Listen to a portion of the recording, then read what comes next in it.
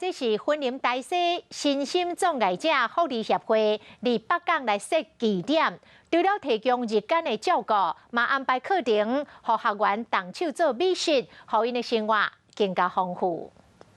老师教学生糯米粉，准备要来做好食的煎圆花棒。大西身心障碍者福利协会伫咧北港设点，提供身障朋友的日间照顾，嘛安排真侪课程互因上。感觉上都好像自己在开一家店，然后再做客户吃的感觉。现场学生一步一步做，完成煎圆花棒和沙拉船。伫咧制作过程，麦当训练手部的运动。打面团开始教学员，然后教他们分割滚圆，滚圆以后，然后再把它拍扁，做成一个甜甜圈的形状。大西身心障碍者福利协会讲，除了北港，嘛会伫咧水南设点，希望当互各地区身障朋友，都能当接受到完善的照顾，嘛当互因的生活过更加精彩。